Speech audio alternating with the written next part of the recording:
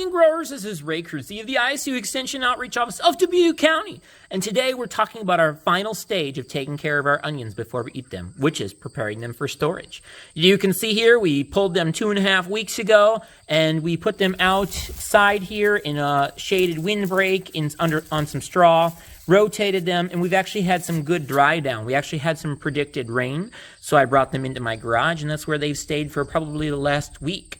So now that our onions are all dried down, what we can tell when they're ready to have their tops clipped off and ready for storage is when their neck here is really nice and dry. We don't want to have a lot of moisture in there because that offers an opportunity for diseases and things like that to rot the bulb out.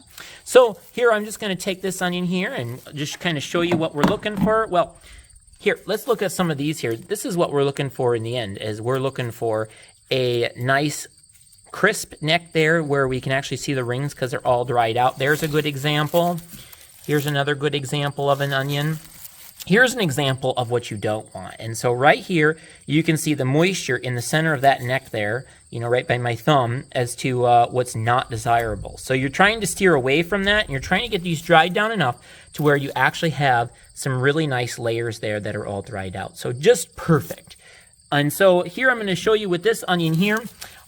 This one may not be able to be clipped as close to the onion, but don't be afraid to go up a little further to avoid any moisture that might be in that neck. So we'll see how I do with this one-handed here.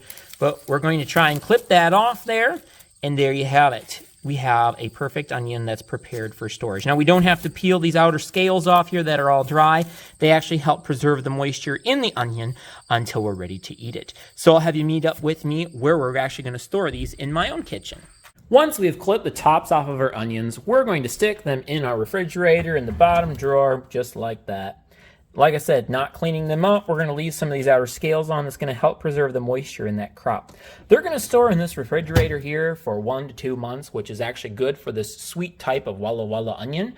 We're going to want to set our refrigerator here close to freezing. Mine is actually set at 38 because if I set it colder than that, I actually get frost freezing forming on a lot of my food. So 38 is kind of the happy point for my refrigerator before these start to freeze. So that's as close to freezing as I can get to make it happen in my refrigerator. Now, let's pretend that you don't have room in your refrigerator for these onions. Well, I'll show you where we can go next.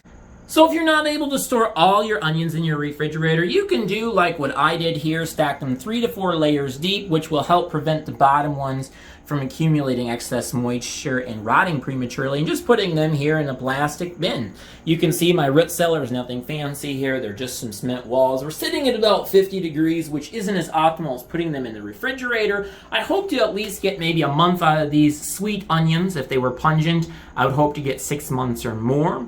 But again, being that we can't get them in the refrigerator, we're looking for a place that is dry, like what we have around here, cool, as well as dark.